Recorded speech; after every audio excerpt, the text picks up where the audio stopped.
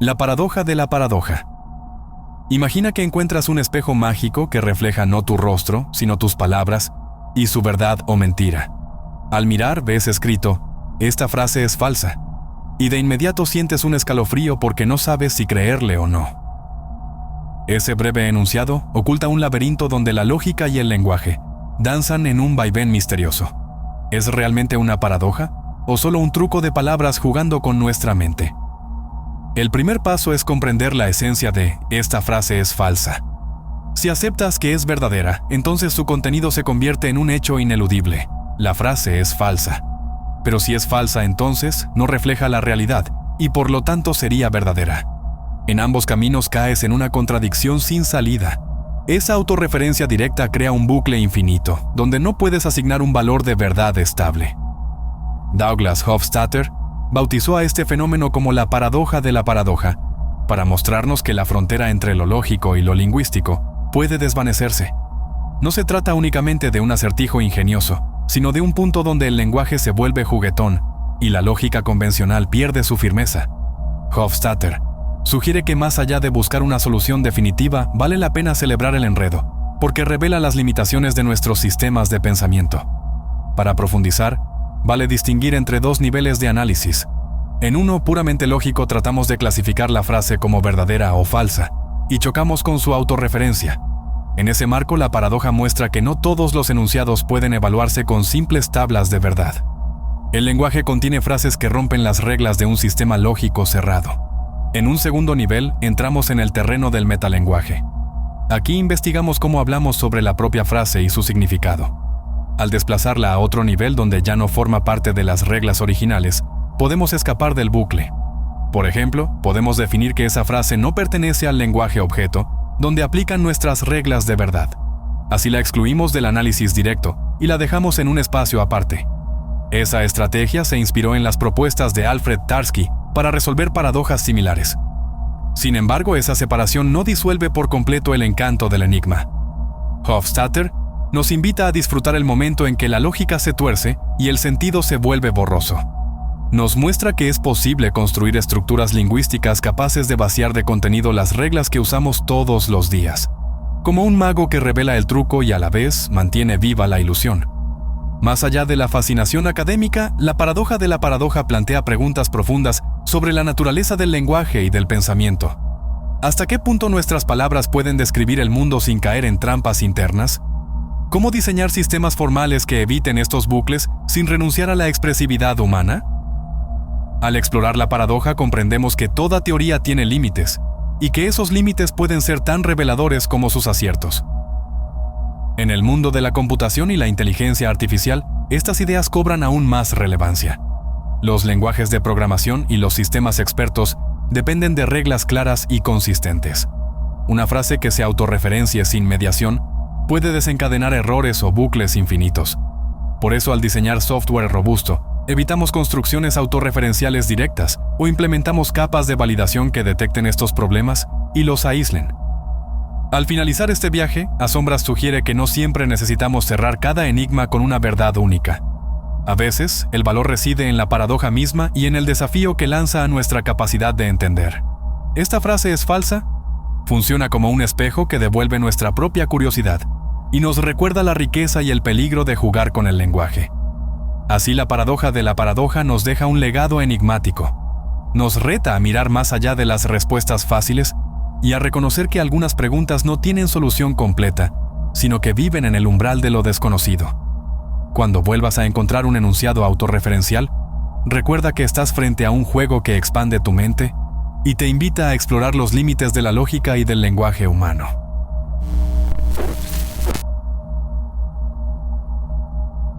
Imagina esto. Estás caminando por un parque. Ves una manzana roja brillante en el suelo. La observas. Y sin querer, acabas de hacer un descubrimiento sobre los cuervos. Suena absurdo, ¿verdad? Todo comienza en los años 40. El filósofo Carl Gustav Hempel quiso entender cómo funciona la ciencia, cómo confirmamos que una teoría es verdadera, y se topó con algo inquietante. Su ejemplo era sencillo: la hipótesis, todos los cuervos son negros. Para confirmarla diríamos, ve y encuentra cuervos. Cada cuervo negro que veas apoya la idea. Hasta ahí, lógico. Pero Hempel jugó con la lógica formal. Y aquí viene el giro. La frase «todos los cuervos son negros» tiene un equivalente lógico. Todo lo que no es negro no es un cuervo. Son dos caras de la misma moneda. Si aceptas una, aceptas la otra. Y aquí empieza la magia negra de esta paradoja. Porque si todo lo no negro no es cuervo, entonces cualquier objeto que no sea negro y no sea cuervo debería contar como evidencia. Piensa en eso. Una silla azul, un plátano amarillo, una manzana roja. Ninguno es negro. Ninguno es cuervo. Según la lógica, cada uno de estos objetos confirma indirectamente que todos los cuervos son negros, porque respaldan la versión equivalente de la hipótesis. ¿Te suena raro? A todos. Porque intuitivamente, ¿qué tiene que ver una manzana con los cuervos? Hempel no decía que esto tuviera sentido práctico. Su punto era teórico. Mostrar que la confirmación científica tiene grietas extrañas. Si digo, ¿todos los metales se expanden con el calor? ¿Cada vez que veo un no metal que no se expande? Técnicamente estaría apoyando mi teoría. Pero nuestra intuición se revela. No sentimos que esos ejemplos cuenten de verdad. Ahora, ¿por qué sigue siendo una paradoja después de 80 años? Porque toca fibras profundas. ¿Qué cuenta como evidencia válida? ¿Importa el contexto? ¿La relevancia? Si ves un cuervo negro, es evidencia directa. Pero si ves un objeto no negro y no cuervo, es evidencia indirecta. ¿Deben valer igual? La lógica formal dice que sí. Nuestro cerebro dice que no. Algunos intentan resolverlo diciendo que la manzana roja sí cuenta, pero su peso es insignificante. Hay infinitos objetos no negros y no cuervos. Confirmar uno casi no afecta la probabilidad. Otros argumentan que la observación debe ser activa. Buscar cuervos es diferente a tropezarse con manzanas, pero técnicamente, según las reglas de la lógica, siguen siendo equivalentes. Aquí hay un detalle oscuro. Si aceptas que la manzana apoya la teoría, entonces, quemar todos los objetos no negros del universo probaría que los cuervos son negros sin mirar ninguno. Suena a trampa, como si pudiéramos demostrar cosas sin estudiarlas directamente. Hempel sabía que esto era contraintuitivo, por eso lo llamó paradoja, no para promoverlo, sino para exponer lo raro que puede ser el rigor lógico. ¿Significa esto que la ciencia está rota? Number significa que la relación entre teoría y evidencia es más compleja de lo que parece, que el sentido común y la lógica formal a veces chocan, y que hasta en los fundamentos del pensamiento racional acechan misterios sin resolver. La paradoja del barbero. Imagina un pueblo donde existe un único barbero con una regla muy sencilla. Él solo afeita a quienes no se afeitan a sí mismos. A primera vista suena práctico y algo curioso, pero en cuanto piensas un poco surge la pregunta que lo cambia todo. ¿Quién afeita al barbero? Si afirmas que el barbero se afeita a sí mismo, entonces caes en una contradicción, porque según la ley del pueblo, él no puede afeitar a quien lo hace por su propia cuenta. Sin embargo, si sostienes que no se afeita a sí mismo, tampoco cuadras con las normas, pues entonces aplicaría la regla de que el barbero debe afeitar a todos los que no se afeitan solos. Y ahí aparece otro choque con la lógica. Esta paradoja fue formulada por el matemático y filósofo Bertrand Russell a principios del siglo XX, para exponer un problema que él y otros encontraron en la teoría de conjuntos. A simple vista parece un juego de palabras o un reto de ingenio popular, pero encierra una grieta profunda en los fundamentos de las matemáticas y la lógica. En esencia, el truco está en la autorreferencia. Si defines un conjunto que incluye todos los elementos que no pertenecen a sí mismos, surgen estas contradicciones. El barbero es solo un ejemplo pintoresco de este conjunto autorreferencial. Russell lo usó para mostrar que hay que vigilar muy de cerca cómo construimos categorías y agrupaciones en matemáticas. En el mundo real no encontrarás pueblos gobernados por reglas tan extrañas y estrictas, pero esta paradoja sirve para ilustrar cómo hasta nuestras ideas más claras pueden enredarse cuando se autorreferencian. Es como mirarse en dos espejos frente a frente e intentar calcular cuántas repeticiones ves. El reflejo se repite infinitamente o se fragmenta en un bucle donde el principio y el final se confunden. En la práctica, la solución consiste en abandonar el planteamiento ingenuo de todos y ninguno en contextos autorreferenciales. En lugar de permitir que el barbero exista bajo esa regla imposible, en teoría de conjuntos se introdujeron jerarquías o niveles de conjuntos. Así los conjuntos no pueden contenerse a sí mismos y la contradicción desaparece. Volviendo al barbero, descubriríamos que su oficio tal como lo definimos nunca pudo existir. No hay manera de designar a un único individuo que cumpla esa norma sin contradecirla. Esa imposibilidad es precisamente el corazón de la paradoja. Nos obliga a pensar que no todo puede definirse con simples reglas, sin más contexto o sin especificar cuidadosamente las condiciones. Aunque puede parecer un recurso académico sin aplicación práctica directa, la idea de Russell impactó en el desarrollo de la lógica moderna y sentó las bases de la teoría de tipos en matemáticas y de los lenguajes formales en programación. Programar un ordenador implica definir muy bien qué puede contener cada variable o función para evitar bucles infinitos o errores de referencia. De manera más amplia, esta paradoja nos invita a reflexionar sobre los límites de nuestro propio lenguaje. Cuando usamos la palabra yo, o cuando pensamos en nuestra mente, observando sus propios pensamientos, surge algo parecido a un barbero afeitarse o no afeitarse a sí mismo. Es un ejercicio mental que revela hasta dónde podemos llegar con definiciones autorreferenciales. Al final, la pregunta ¿quién afeita al barbero? No busca una respuesta concreta, sino mostrarnos un espejo de nuestra lógica. Nos reta a verificar que las reglas que establecemos tengan sentido y no se anulen a sí mismas. En eso radica su misterio y su belleza. Cuando cierras los ojos e imaginas ese pueblo con un único barbero, percibes que la paradoja no es solo un juego, sino un faro que ilumina la necesidad de ser precisos al definir conceptos. Y quizá, al recordar esa imagen, descubras que tus propias categorías mentales también necesitan de esa revisión constante para no caer en contradicciones. Así, el barbero se convierte en un símbolo de la reflexión infinita sobre las bases de nuestro conocimiento. Gato de Schrödinger. Imagina por un momento una caja cerrada y en su interior un pequeño felino junto a un misterioso dispositivo. Hasta que levantes la tapa, ese gato existe en dos momentos a la vez. Está vivo y muerto al mismo tiempo. Solo al mirar, una de esas realidades cobra vida. Esta es la esencia de la paradoja del gato de Schrödinger y su extraña invitación a cuestionar lo que creemos real. En 1935, el físico Erwin Schrödinger planteó este experimento mental para mostrar hasta dónde puede retorcerse la lógica cuando aplicamos las reglas de la mecánica cuántica a objetos cotidianos. Imagina un átomo radiactivo con un 50% de probabilidad de desintegrarse en una hora. Si ocurre, un martillo rompe un frasco que libera veneno y el gato muere. Si no ocurre, el gato sigue vivo. Según la teoría cuántica, hasta que observemos, el átomo se encuentra en una superposición cuántica de desintegrado y no desintegrado. Por tanto, el gato también estaría a la vez vivo y muerto. Esta superposición funciona sin problemas al describir partículas subatómicas. Ellas pueden existir en múltiples estados simultáneamente, y solo al medirlas, colapsan a uno. El desafío de Schrödinger fue llevar ese concepto al mundo macroscópico y exponer lo absurdo que resulta. Imagina el desconcierto al abrir la caja y encontrar al gato vivo o muerto. No hay intermedio. No ves un animal medio vivo, medio muerto. Ese instantáneo pasaje de posibilidad a certeza muestra el corazón del experimento.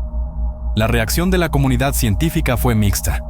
Algunos defendieron que la paradoja destacaba la necesidad de una interpretación más profunda de la mecánica cuántica. Otros argumentaron que la caja actuaba como un sistema de medición y que el propio veneno o el martillo rompían la superposición antes de nuestra observación.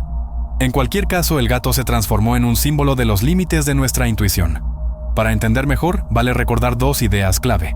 Primero, la superposición cuántica. Imagina una moneda girando al aire. Mientras gira no es cara ni cruz, sino ambos. Solo al caer y detenerse, adopta un estado. Segundo, la medida cuántica. Esa mirada o interacción decisiva con el entorno obliga a la partícula a elegir un solo resultado. Si extiendes esto al experimento, la máquina y los compuestos químicos son parte del proceso de medida y complican aún más la supuesta dualidad del gato. Hay varias interpretaciones de lo que sucede dentro de la caja. La interpretación de Copenhague propone que la superposición persiste hasta que un observador realiza la medición. La interpretación de los muchos mundos plantea que cada posible resultado genera un universo paralelo. En uno, el gato vive, en otro, muere. Según esta idea, evitamos el colapso y aceptamos una rama infinita de realidades divergentes. Cada decisión cuántica multiplica la existencia. Más allá de la física teórica, esta paradoja nos invita a reflexionar sobre el acto de observar ¿Y cómo afecta a lo observado? ¿La realidad existe con independencia de nuestra mirada?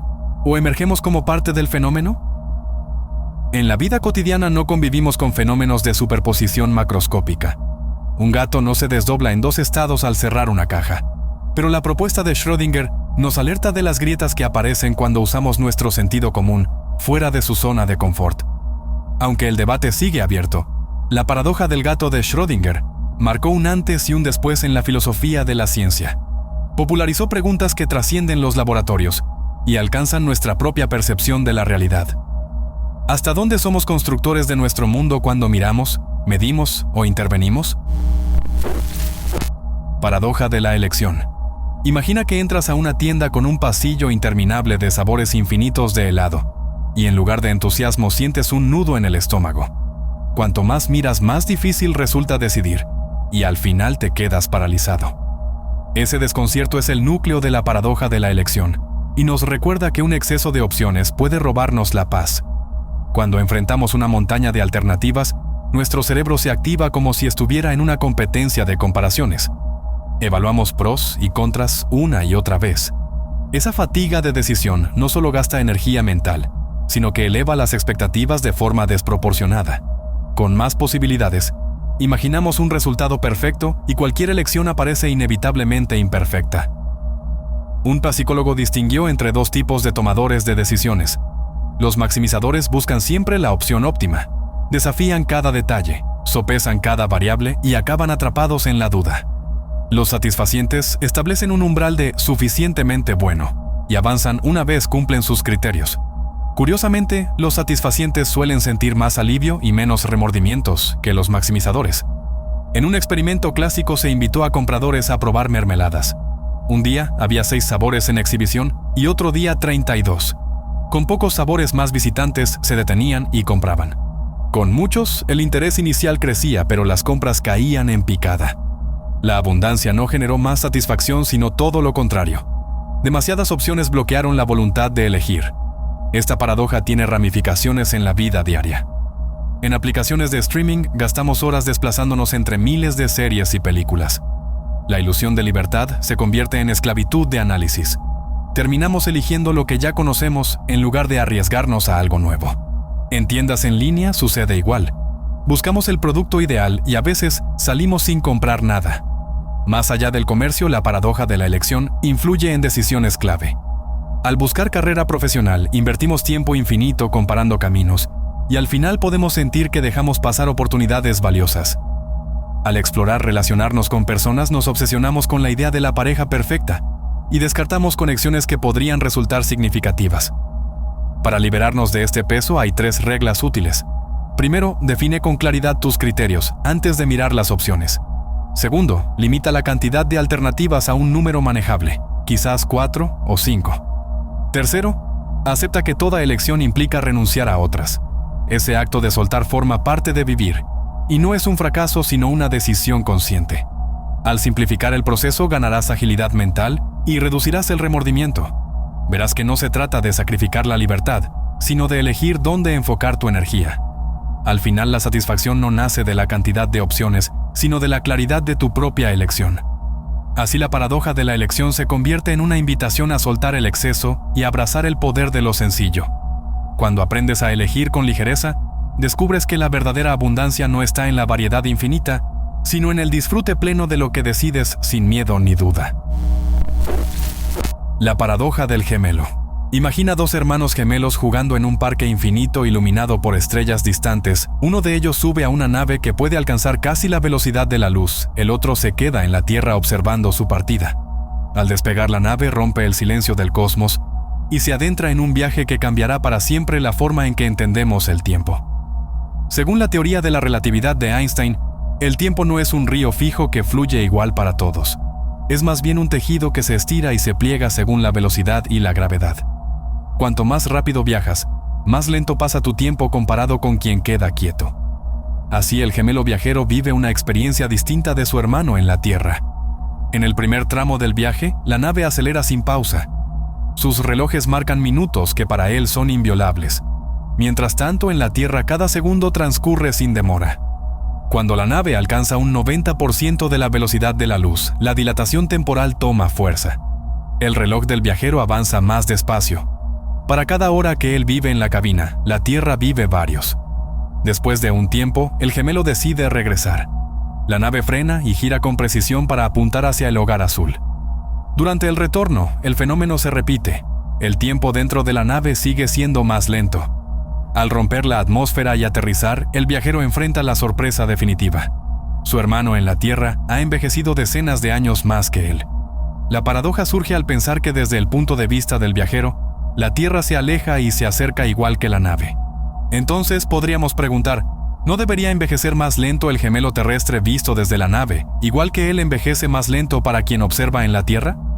La respuesta está en la asimetría de la experiencia de ambos. El gemelo viajero sufre aceleraciones y cambios de dirección que rompen la simetría de la situación. La Tierra, por su parte, permanece en un marco de referencia casi inercial constante. Esa ruptura de simetría explica por qué solo el gemelo en la nave retrae su reloj interno. En términos de la relatividad general, la aceleración crea efectos equivalentes a un campo gravitatorio. Cuando la nave da la vuelta y entra en frenado, experimenta una fuerza que lo diferencia de su hermano en la Tierra que nunca salió de su silla cósmica. Imagina este escenario contado en ambos marcos de referencia. Para el gemelo en la Tierra, el viajero entra en modo cámara lenta. Su reloj interno parece detenerse mientras él se aleja a gran velocidad y vuelve. Para el viajero, la Tierra se aleja primero con un mismo efecto cámara lenta y luego se acerca bajo una fuerza comparable a la gravedad. En el punto de giro, esa fuerza extra solo afecta a la nave. Ese instante marca la diferencia en sus historias temporales. Los experimentos con relojes atómicos en aviones han confirmado este fenómeno a pequeña escala. Dos relojes sincronizados salen juntos. Uno viaja rápido y regresa. Al compararlos, el viajero registra un retraso milmillonésimo que coincide con las predicciones de Einstein. No fue un hechizo de ciencia ficción, sino una prueba contundente del carácter flexible del tiempo. ¿Qué significa todo esto para nuestra vida cotidiana? A velocidades normales, la dilatación temporal es tan ínfima que resulta imperceptible. Pero la paradoja del gemelo nos enfrenta a la posibilidad de viajar hacia el futuro, sin necesidad de máquinas del tiempo clásicas. Solo bastaría acercarse lo suficiente a la velocidad de la luz. El gemelo que retorne habría vivido menos años que los que siguen en la Tierra. Esa idea abre la puerta a reflexiones profundas. El tiempo deja de ser un escenario fijo para convertirse en un protagonista maleable. Viajar rápido no solo acerca estrellas distantes, permite que tu propio reloj interno marche a un ritmo distinto al de tus seres queridos. Así te conviertes en un explorador que vive más lentamente o más rápido, según sus medios de locomoción. Al regresar de su viaje, el gemelo descubre no solo el paso desigual del tiempo, sino también cómo su relación con la realidad se transformó. Su hermano creció y envejeció en su ausencia. El viajero regresó casi como un objeto fuera del tiempo. Esa fractura en la experiencia compartida revela el poder de la relatividad para trastocar lo que creíamos irrevocable. La paradoja de la nada. Imagina por un momento el vacío más absoluto que puedas concebir. Nada de estrellas, nada de planetas, ni siquiera átomos o partículas flotando en la oscuridad. Solo la nada, absolutamente nada. Ahora pregúntate, ¿por qué no es así nuestro universo? ¿Por qué en lugar de esa nada infinita hay galaxias, planetas, seres vivos y una mente humana capaz de preguntarse esto? Este es uno de los misterios más profundos que ha desafiado a filósofos y científicos durante siglos, la paradoja de la nada. Este enigma no es como los demás. No se trata de agujeros negros o viajes en el tiempo. Es más fundamental. Es la pregunta que late bajo todas las preguntas. ¿Por qué existe algo en lugar de nada? Piensa en ello como si llegaras a una habitación vacía y encontraras un objeto inexplicable en el centro. No importa cuánto investigues su origen, la verdadera incógnita es: ¿cómo llegó ahí si la habitación debería estar vacía? Ahora, amplifica esa duda al tamaño del cosmos. Algunos dirán que la ciencia tiene respuestas. Hablarán del Big Bang, de fluctuaciones cuánticas o de multiversos. Pero aquí está el truco. Todas esas teorías asumen que ya hay algo. El Big Bang explica cómo el universo evolucionó desde un estado denso y caliente, pero no explica por qué hubo un estado inicial en primer lugar. Las fluctuaciones cuánticas ocurren en un vacío que, técnicamente, no está completamente vacío. Incluso el concepto de leyes físicas implica que existen reglas y las reglas son algo. Los filósofos lo han intentado también. Leibniz decía que debe existir una razón suficiente para que haya algo en vez de nada. Algo o alguien que eligió la existencia sobre la nada. Pero esto nos lleva a otra pregunta. ¿Y qué explica la existencia de ese algo o alguien? Heidegger, otro filósofo, llamó a esto la pregunta fundamental. No buscamos una causa entre otras, sino la raíz misma de toda causalidad. Es como escalar una montaña solo para descubrir que la cima está hecha de la misma niebla que intentabas atravesar. Aquí es donde la paradoja se vuelve inquietante, porque cualquier explicación que demos presupone la existencia de algo. Las palabras, las ideas, incluso las matemáticas, todas son cosas. ¿Cómo hablar de la nada sin traicionarla? Es como intentar pintar el color de la ausencia de color. Si usas pintura blanca, sigue siendo un color. Si usas negro, igual. La verdadera nada ni siquiera sería negra. Sería no ser. Pero tal vez el error está en cómo planteamos la pregunta. ¿Y si la nada es imposible? ¿Y si el universo es necesario, como un hecho bruto sin causa? Suena raro, pero piénsalo. En la física cuántica, el vacío no está vacío. Está lleno de partículas virtuales que aparecen y desaparecen. ¿Podría ser que la existencia sea la norma y la nada un concepto abstracto que jamás se materializa? Otra posibilidad. ¿Y si la pregunta misma es un reflejo de nuestra mente? Los humanos buscamos causas para todo. Lluvia, truenos, vida, muerte. Todo tiene un porqué. Pero ¿qué pasa si el universo simplemente es? ¿Sin razón? Sin propósito. Solo existencia pura, inexplicable. Eso nos aterra. Nos hace sentir pequeños. Porque si no hay una razón para que existamos, entonces ¿qué sentido tiene todo? Aquí llega el giro más fascinante. La paradoja de la nada no es solo un rompecabezas cósmico. Es un espejo. Nos obliga a confrontar nuestro lugar en el universo. Cada átomo de tu cuerpo, cada pensamiento que tienes, existe porque en algún nivel profundo, la nada perdió la batalla. O quizás nunca hubo una batalla. Quizás la nada es un fantasma, una ilusión lógica que perseguimos sin entender que la existencia siempre fue inevitable. Científicos siguen buscando respuestas en la teoría de cuerdas, en la gravedad cuántica, en ecuaciones que unifiquen lo grande y lo pequeño. Pero incluso si logran reducir el universo a una fórmula elegante, la pregunta persistirá. ¿Por qué esa fórmula es real? ¿Por qué las matemáticas describen algo en lugar de nada? Al final, este misterio nos define. Buscamos vida extraterrestre, exploramos galaxias, creamos arte y ciencia. Todo porque existimos. Y cada vez que alguien mira al cielo y se pregunta, ¿por qué hay algo aquí?, está tocando la esencia de la paradoja de la nada. No es solo filosofía. Es el susurro de asombro que convierte a simples criaturas en un universo consciente preguntándose sobre sí mismo. Paradoja de la omnipotencia. Imagina un ser con poder ilimitado capaz de cambiar el universo con un simple pensamiento. Ese ser puede crear estrellas, dar vida o alterar el curso del tiempo. Pero surge una pregunta que enreda la razón y desafía la lógica humana. Si existe un ser todopoderoso, puede crear una roca tan pesada que ni él mismo pueda moverla. A simple vista parece un reto inocente, un juego mental, pero enciende un nudo en la mente y revela los límites de nuestro lenguaje. La paradoja comienza con dos afirmaciones contradictorias. Primero, el ser omnipotente puede hacer cualquier cosa. Segundo, existe un objeto que ni él puede desplazar. Si puede crear la roca, entonces habrá algo que no puede mover, y su poder deja de ser absoluto. Si no la puede crear, tampoco es todopoderoso porque hay un acto que escapa a su alcance. En ambos casos, la palabra todopoderoso choca con la realidad de la situación. Para muchos filósofos, el truco está en la forma de la pregunta. Combina dos ideas incompatibles como mezclar aceite y agua. Cuando hablamos de un poder que abarca todo, no tiene sentido introducir una limitación que contradice la propia definición. Es como preguntar si un ser infinito puede ser finito a la vez. La clave está en entender que la omnipotencia no puede incluir acciones que se anulen a sí mismas. Al abordar la cuestión conviene distinguir entre actos lógicamente posibles y actos imposibles por definición. Levantar una roca es una acción coherente, pero pedir que esa misma roca sea tan pesada que un ser infinito no pueda levantarla es un sinsentido. Es una construcción verbal que juega con la contradicción. No existe en el mundo real ninguna materia que cumpla esa condición, y ninguna acción que desafíe el poder infinito sin caer en la negación de su propia naturaleza. Una forma de ver esto es imaginar que alguien se describe como capaz de saltar más alto que su propia sombra. La idea suena pintoresca, hasta que intentas definir la sombra antes de saltar. La sombra acompaña cada movimiento y no se queda atrás. El mismo truco aparece en la roca y el ser todopoderoso.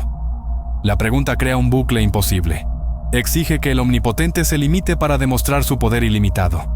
Es un laberinto verbal sin salida. En la historia del pensamiento religioso y filosófico, muchos han respondido que la omnipotencia incluye todo acto que no implique contradicción lógica. Crear un universo con reglas que se anulen entre sí no forma parte de esas posibilidades. Como dice un viejo axioma, si algo es imposible por definición, no entra dentro de tu capacidad. En ese sentido, la roca indestructible escapa al concepto mismo de poder sin límites. Al final, la paradoja de la omnipotencia no pretende negar la idea de un poder absoluto, sino mostrarnos la importancia de la lógica en nuestras palabras.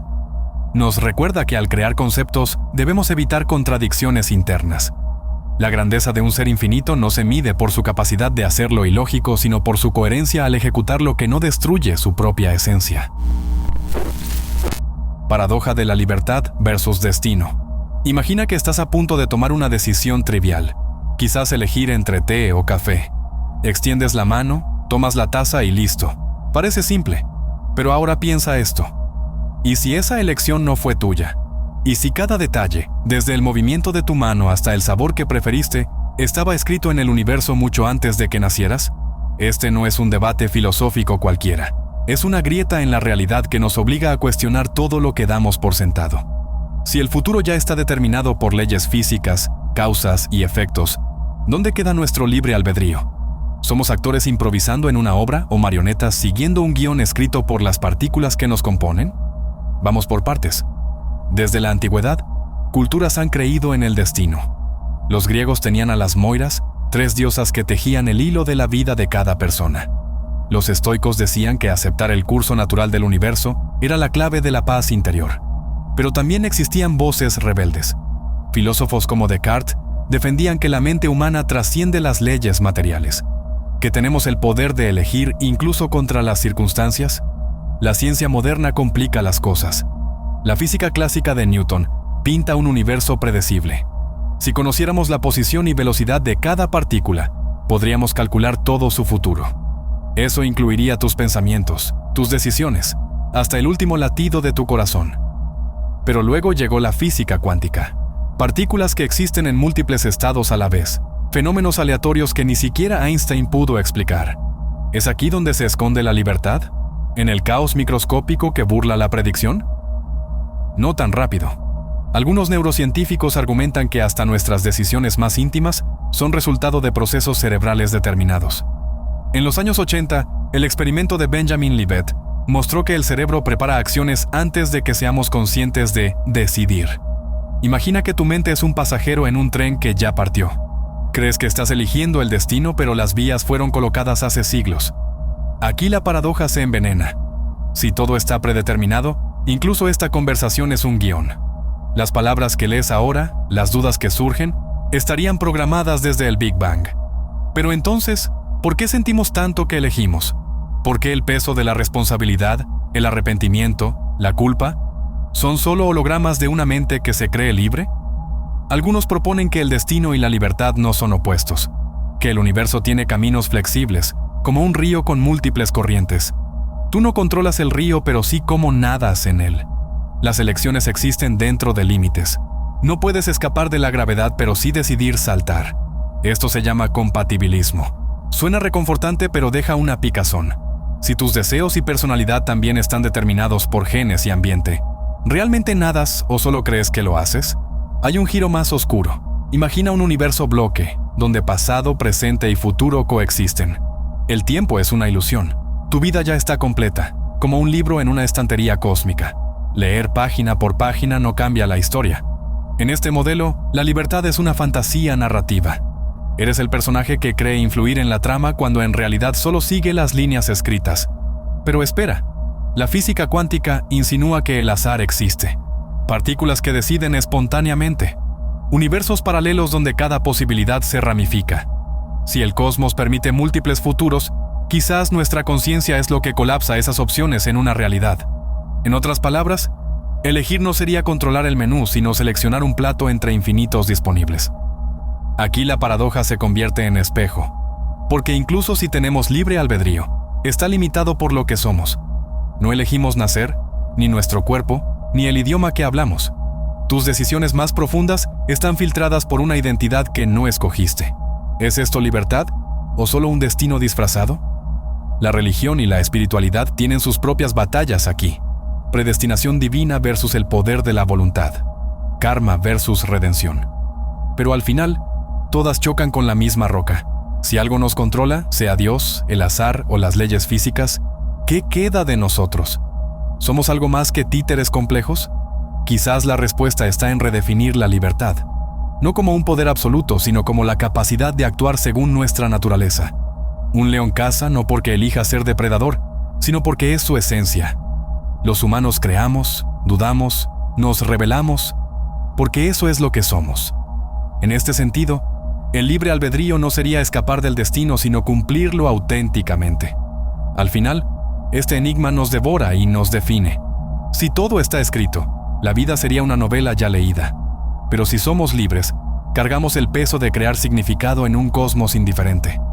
Tal vez por eso preferimos la ilusión, porque sin la creencia en nuestras elecciones, el amor, el arte, la lucha, pierden su sabor. La paradoja de Epiménides. Imagina una isla bañada por el sol donde sus habitantes aseguran con orgullo que todo lo que sale de su boca es verdad. Ahora escucha a uno de ellos exclamar con voz firme que todos los cretenses mienten. Esa declaración sorprende porque él mismo es cretense. ¿Acaso dice la verdad o se ha traicionado a sí mismo? Aquí nace la paradoja de Epiménides, y su misterio habita en la frontera entre el lenguaje y la lógica. Epiménides fue un poeta y profeta que vivió hace más de 2000 años en Creta. Cuenta la tradición que al ver la corrupción de su pueblo lanzó aquella frase como un juicio severo. Pero si todos los cretenses mienten y él enuncia esa regla, entonces su propia afirmación debería ser falsa. Y sin embargo, si su afirmación es falsa, entonces no todos los cretenses mienten y alguna de sus palabras podría ser verdadera. El conflicto surge en el vaivén entre verdad y mentira. Al analizarlo nos topamos con un bucle autorreferencial. Epiménides habla sobre su propio grupo. Esa autoobservación crea un laberinto lógico de dos caras. En un lado, la frase niega la honestidad de todos los cretenses. En el otro lado, esa negación aplicada a sí misma arranca la negación que afirmaba. Es como intentar morderse la cola sin poder soltarla. Cada vez que tratas de salir, te das cuenta de que estás atrapado en el propio enunciado. La paradoja de Epiménides es uno de los antecesores de lo que hoy conocemos como la paradoja del mentiroso. Este se suele formular de manera más directa con «esta frase es falsa». Si esa frase es falsa, entonces dice la verdad en negarse, y por lo tanto sería verdadera. Si es verdadera, entonces, efectivamente es falsa. El resultado es un círculo infinito donde no podemos asignar un valor de verdad consistente. Los filósofos ilógicos han explorado este enredo durante siglos. A mediados del siglo XX, Alfred Tarski propuso una salida dividiendo el lenguaje en niveles. Existiría un lenguaje objeto donde hablamos de cosas cotidianas, y un metalenguaje que trata sobre el lenguaje objeto. En ese esquema, ninguna oración del lenguaje objeto puede referirse a su propia verdad. Así la frase de Epiménides quedaría fuera de juego porque mezclaría niveles y crearía contradicción. Otra perspectiva viene de la teoría de tipos de Bertrand Russell. Él demostró que muchas paradojas nacen cuando permitimos conjuntos que se contienen a sí mismos. La solución consiste en jerarquizar los conjuntos para evitar que un conjunto hable de su propia pertenencia. Trasladado al lenguaje, la idea es similar a la propuesta de Tarski. Separar niveles impide que una declaración se autorreferencie de manera conflictiva. Más allá de la lógica formal, esta paradoja invita a reflexionar sobre el poder y el peligro de las palabras. Cuando hablamos, creamos mundos posibles y establecemos reglas implícitas. Sin precisar el contexto, podemos caer en contradicciones que revelan los límites de nuestro entendimiento. Epiménides nos enseña que el acto de hablar puede volverse un entramado donde la claridad y la coherencia se ponen a prueba. En la vida diaria no nos topamos a cada paso con enunciados que se anulen a sí mismos. Sin embargo, la paradoja de Epiménides resuena cuando detectamos mensajes confusos o circulares. Ocurre en discursos que se contradicen al mismo tiempo que critican la contradicción. o en debates donde los participantes se presentan como únicos poseedores de la verdad mientras socavan su propia credibilidad. Quizá el verdadero legado de Epiménides no sea la solución de su paradoja, sino el aviso de mantenernos atentos a la estructura de nuestro discurso. Hablar implica responsabilidad de definir claramente a quién o a qué nos referimos, y al examinar nuestras palabras, descubrimos que el lenguaje es un espejo que refleja no solo la realidad, sino también las sombras de nuestra propia confusión. Así la paradoja de Epiménides sigue vigente como un enigma que coquetea con la lógica y el lenguaje. Nos recuerda que incluso las afirmaciones más rotundas pueden ocultar trampas invisibles. Cuando el poeta cretense alzó su voz para denunciar la mentira de su pueblo, sin saberlo emplazó a generaciones enteras a explorar los recovecos de la razón. Y en ese viaje, aprendemos que la verdad, a veces, se disfraza de contradicción. Paradoja de Aquiles y la tortuga. Imagina una carrera imposible. Aquiles, el guerrero más veloz de la antigua Grecia, reta a una tortuga. Le da una ventaja de 100 metros. Suena justo. Pero cuando suena la señal, algo extraño ocurre. Por más que Aquiles corre, la tortuga siempre está un paso adelante. No es magia, no es un truco. Es la paradoja de Aquiles y la tortuga, un enigma de hace 2500 años que desafía nuestra comprensión del movimiento, el espacio y el infinito. ¿Listo para entrar en un laberinto donde la lógica se retuerce y lo imposible parece real? Aquí está el juego mental que propuso Zenón de Elea. Cuando Aquiles comienza a correr, la tortuga ya está en el punto A. Para alcanzarla, Aquiles debe llegar primero a A. Pero para cuando él llega allí, la tortuga se ha movido un poco más, digamos al punto B. Ahora Aquiles debe llegar a B, pero de nuevo, la tortuga ya está en C. Y así sucesivamente. Cada vez que el héroe llega a donde estaba la tortuga, ella ya avanzó un nuevo fragmento. Zenón argumentaba que este ciclo se repite infinitamente. Aquiles reduce la distancia pero nunca la elimina por completo. Según esta lógica, el corredor más rápido jamás alcanzaría a un oponente más lento. Suena absurdo. Todos sabemos que en la vida real, Aquiles pasaría a la tortuga en segundos. Pero aquí está el truco. La paradoja no niega lo que vemos. Nos reta a explicar por qué nuestra intuición falla. Zenón usaba este ejemplo para defender la idea de que el movimiento es una ilusión. ¿Cómo es posible? Porque si aceptamos que el espacio y el tiempo se pueden dividir infinitamente, cada paso de Aquiles contiene una serie infinita de pasos más pequeños. Es como si el universo tuviera una cuenta regresiva que nunca llega a cero. Piensa en una cámara lenta extrema. Imagina que Aquiles necesita cubrir la distancia inicial de 100 metros. Para hacerlo, primero debe recorrer la mitad, 50 metros. Luego la mitad de lo que queda, 25. Después 12 y medio, 6 y cuarto, 3 y un octavo. La secuencia sigue eternamente. Cada segmento es más corto, pero hay infinitos segmentos. Según Zenón, completar infinitas tareas en tiempo finito es imposible. Aquiles quedaría atrapado en un bucle de pasos cada vez más diminutos, como un personaje de videojuego atascado en un glitch dimensional. Pero entonces, ¿por qué en la realidad sí lo logra? Ahí entra el gran secreto matemático que desbloquea la paradoja. Infinito no significa interminable. Piensa en una pizza. Puedes cortarla en 8 rebanadas, 16, 1.000.000. Por más divisiones que hagas, sigue siendo una pizza finita. De igual forma, aunque haya infinitos intervalos en la carrera, la distancia total es finita. Aquiles no necesita tiempo infinito porque cada paso subsiguiente es más corto y requiere menos tiempo. La suma de infinitos fragmentos puede dar un resultado finito. Es el poder de las series convergentes. Los matemáticos lo explican con una suma infinita. Imagina que Aquiles tarda un segundo en recorrer los primeros 100 metros, medio segundo en los siguientes 50, un cuarto de segundo en 25, un octavo, un 16avo. Si sumas todos esos intervalos, obtienes una secuencia que se aproxima a 2 segundos. 2 segundos finitos para una cantidad infinita de pasos. La paradoja se desvanece cuando entendemos que infinitos elementos pueden caber en un todo limitado. Pero la genialidad de Zenón va más allá de las matemáticas. Su paradoja nos obliga a confrontar la naturaleza del universo. ¿Es el espacio continuo como un río? ¿O está hecho de unidades indivisibles como píxeles? Si aceptamos lo primero, ¿cómo explicamos que atravesar infinitos puntos sea posible? Si elegimos lo segundo, ¿dónde está el límite mínimo? Los físicos modernos siguen lidiando con esto. Algunas teorías cuánticas sugieren que el espacio-tiempo tiene una resolución mínima, como la cuadrícula invisible de la realidad. Esta paradoja también encierra una metáfora vital. A veces, nuestras metas parecen inalcanzables porque las dividimos mentalmente en pasos infinitos. Pero como Aquiles, avanzamos no a pesar de los obstáculos pequeños, sino gracias a que cada esfuerzo nos acerca, incluso si al principio la meta parece retroceder. El truco está en seguir sumando pasos hasta que lo imposible se vuelve tangible. Zenón nunca quiso que creyéramos que Aquiles perdía la carrera. Su verdadero objetivo era mostrar que el movimiento es un misterio más profundo de lo que parece. La paradoja de la tolerancia. Imagina una plaza colmada de voces diversas, dispuestas a debatir sus ideas bajo un cielo amplio. Entre ellas, surge una voz firme que proclama la necesidad de tolerar todo pensamiento por extremista que parezca.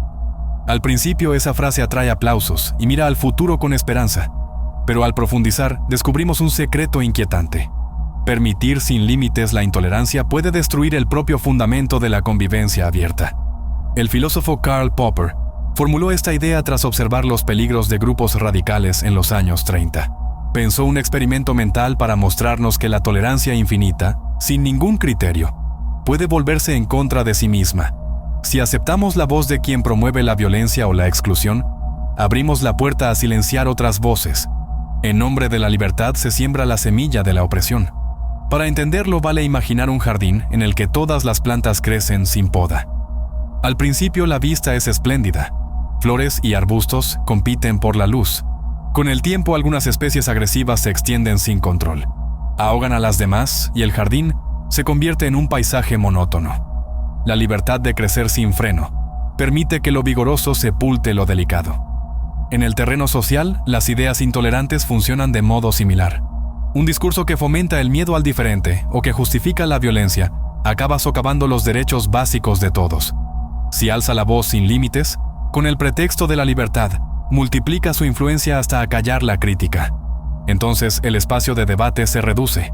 La intolerancia se impone con su propio fanatismo. Popper propuso una regla simple para proteger la tolerancia. Hay que reservar la exclusión para quienes amenazan la convivencia misma. Eso no contradice la libertad de expresión. Al contrario, refuerza el derecho de cada individuo a participar sin miedo. Al marcar un límite, se evita que grupos violentos se sirvan del sistema para destruirlo desde dentro. Es un acto de defensa preventivo. Esta idea puede parecer agresiva. Quitar voz parece opuesto al espíritu de apertura. Sin embargo, resulta necesario distinguir entre ideas que desafían el orden con argumentos y aquellas que lo hacen con armas o con odio directo. A un discurso se lo combate con razones. A quien busca destruir instituciones, hay que impedirle actuar desde el espacio público. Así preservamos la diversidad. En la práctica esto toma forma en leyes que prohíben la apología del nazismo o el negacionismo extremo. También en tribunales que investigan crímenes de odio. Cada medida apunta a frenar la intolerancia antes de que se convierta en violencia. No se trata de censurar cualquier discrepancia, solo la que reivindica la agresión y la exclusión de derechos. En el día a día, la paradoja de la tolerancia nos reta a reflexionar sobre nuestros propios límites. Debatir con quien piensa distinto fortalece la sociedad. Pero dialogar con quien niega el valor del diálogo acaba erosionando ese mismo espacio. Cuando insistimos en escuchar sin criterio, podemos terminar avalando discursos que ponen en peligro la libertad de todos. Al final, la lección es clara. La tolerancia para ser duradera no puede ser absoluta. Necesita defensas y principios que la sostengan. Un sistema que no combate la violencia ideológica acaba presa de ella. Proteger la libertad de todos exige a veces decidir a favor de la convivencia y en contra de quienes buscan su destrucción. Solo así, mantendremos viva la promesa de un espacio abierto para todas las voces. Viaje en el tiempo sin causa. Imagina esto. Estás tranquilo en casa cuando de repente alguien toca la puerta. Abres y te encuentras cara a cara con una versión mayor de ti mismo. Tu yo del futuro te entrega un dispositivo extraño y dice: esto es una máquina del tiempo, úsala bien. Te quedas con ella, la usas para viajar al pasado y se la das a tu yo más joven. Pero entonces surge la gran duda. ¿Quién creó esta máquina del tiempo? ¿De dónde salió? Una paradoja es algo que parece imposible o que se contradice a sí mismo. En el mundo del viaje en el tiempo, estas situaciones raras aparecen cuando lo que haces en el pasado afecta el futuro de formas que no tienen sentido. Esta paradoja en particular, también conocida como la paradoja del bootstrap, trata de eventos que no tienen un origen claro. Piensa en un objeto o una idea que se pasa por el tiempo en un bucle eterno sin que nadie lo haya creado primero. Vamos con un ejemplo sencillo. Supón que tu yo del futuro llega un día y te da una máquina del tiempo. Tú la tomas y decides usarla para viajar al pasado y entregársela a tu yo más joven. Así ese yo más joven crece, viaja al pasado y te la da a ti de nuevo. El ciclo se repite para siempre. Pero aquí está lo que te vuela la cabeza. ¿Quién inventó esa máquina? No hay un momento en que alguien la construya, simplemente existe atrapada en este bucle sin fin. Para que lo veas desde otro ángulo, imagina que encuentras un libro en tu puerta. Ese libro tiene instrucciones perfectas para construir una máquina del tiempo. Lo lees, sigues los pasos, construyes la máquina y luego viajas al pasado para dejar el libro en la puerta de tu yo pasado. El ciclo empieza otra vez. Pero entonces, ¿quién escribió el libro? ¿De dónde salió ese conocimiento? Es un misterio sin respuesta, un bucle que no tiene comienzo. Esto pone en jaque lo que entendemos por causalidad. Normalmente pensamos que todo efecto tiene una causa. Si pasa algo es porque algo lo provocó. Pero aquí la causa y el efecto se mezclan en un nudo que no respeta el tiempo lineal. Es como si el evento se creara a sí mismo sin necesidad de un origen. Seguro has visto cosas así en películas o series. En Doctor Who hay episodios donde objetos o información viajan en bucles temporales. O en Predestinación, donde la vida de un personaje depende de un ciclo sin inicio. Estas historias nos enganchan porque nos hacen cuestionar cómo funciona el tiempo. Desde la ciencia, el viaje en el tiempo no es del todo imposible. Algunas ideas de la relatividad general dicen que podría pasar, pero paradojas como esta muestran lo complicado que sería. Hay físicos que creen que el universo tendría formas de evitar estos enredos, manteniendo todo consistente entre pasado y futuro. Ojo que esto no es como la paradoja del abuelo. Esa dice que si viajas al pasado y evitas que tus abuelos se conozcan, tú no nacerías, lo cual es una contradicción total. La paradoja del bootstrap no tiene ese problema, solo elimina la idea de un inicio claro. Y aquí viene lo profundo. ¿Qué pasa con el libre albedrío? Si algo está en un bucle eterno, ¿podemos cambiarlo? ¿O está destinado a repetirse? Este misterio nos hace repensar cómo vemos el control y el destino. Claro que todo esto es pura teoría y ciencia ficción por ahora. No hay pruebas de máquinas del tiempo ni de estos bucles en la vida real. Pero jugar con estas ideas nos ayuda a explorar el tiempo y la existencia. Entonces piénsalo. ¿Puede algo existir sin haber sido creado nunca? La paradoja del viaje en el tiempo sin causa nos lleva a un rincón extraño del universo donde tal vez la respuesta sea sí. Paradoja de Moravec. Imagina por un momento que estás frente a dos seres. Uno es un robot con un cerebro de silicio capaz de resolver ecuaciones cuánticas en segundos. El otro es un niño de 3 años que apenas sabe contar hasta 10. Ahora, ¿a cuál de los dos le confiarías la tarea de caminar hasta la puerta sin tropezar? Si apostaste por el niño, ganaste. Y esto no es un chiste. Es la esencia escalofriante de la paradoja de Moravec. Un misterio que desafía todo lo que creemos saber sobre inteligencia, robots y lo que nos hace humanos. Todo comienza en los años 80, cuando el científico Hans Moravec hizo una observación que dejó boquiabiertos a sus colegas. Resulta que enseñarle a un robot a caminar, agarrar un objeto o subir escaleras es 1000 veces más difícil que programarlo para jugar ajedrez, traducir idiomas o incluso diagnosticar enfermedades. ¿Sí? ¿Cómo lo oyes? Mientras las máquinas derrotan a campeones de juegos estratégicos, muchas tropiezan al intentar abrir una puerta. ¿Cómo es posible que lo fácil para nosotros sea lo más complejo para ellas? La respuesta está en la evolución. Piensa en esto. Los humanos llevamos cientos de millones de años perfeccionando habilidades básicas. Caminar, correr, sostener cosas, reconocer rostros. Son tareas que nuestro cerebro aprendió a fuerza de caídas, raspones y supervivencia. Esas habilidades están grabadas en lo más profundo de nuestra biología, en zonas cerebrales antiguas que ni siquiera controlamos conscientemente. Por otro lado, el razonamiento abstracto, como las matemáticas o la lógica, es algo reciente, un parpadeo en la línea del tiempo evolutivo. Aquí viene el giro oscuro de la paradoja. Para un robot, lo abstracto es simple porque se reduce a cálculos. Puede procesar millones de datos, pero no tiene un cuerpo que haya evolucionado durante eras para interactuar con el mundo físico. Cuando un humano camina, no piensa en cada músculo, cada ajuste de equilibrio, o cada microcorrección para no caerse. Lo hace sin pensar.